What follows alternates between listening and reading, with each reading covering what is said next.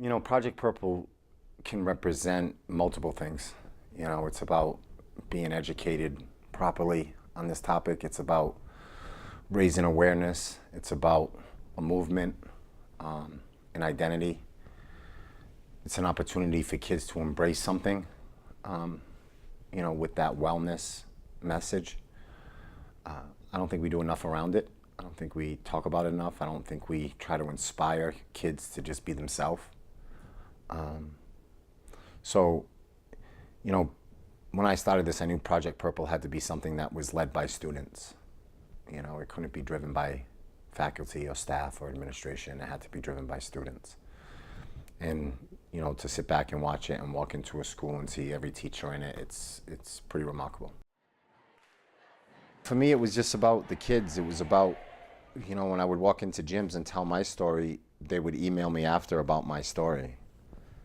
I would never hear their story. You know, and I want kids leaving that gym thinking about the kid they're becoming.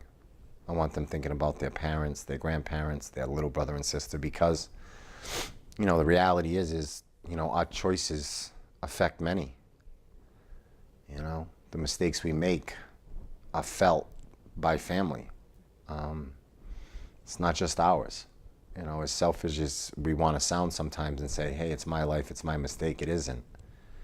You know, the people who love you, their life just changed because of it.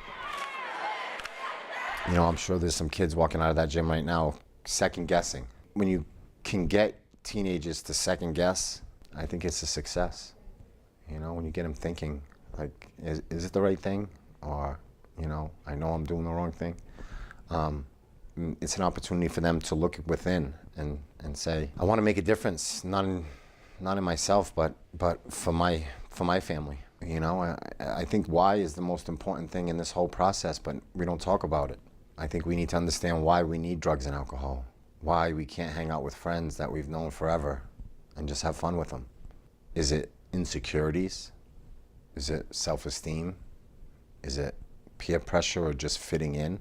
You know, we forget about the people who love us and unconditionally, and then we, you know, follow kids who we barely just met to go do something, you know, and it's sad, and that's why the why is the component that needs to be addressed in this. To me, it will always be about that one kid, you know. Today was an opportunity for me, you know, it was a chance to walk into a gym in Pennsylvania where I know nobody and try to get to know some people and reach them and have an impact on their life. You know, I walk into gyms and I see kids with disabilities. I see kids crying and struggling, and they have a story to tell. Today's an opportunity for someone to tell their story, you know, to look within and say, you know, I wanna get out in front of this. It inspired me to do more, you know, to try to create something that kids could identify with or want to identify with.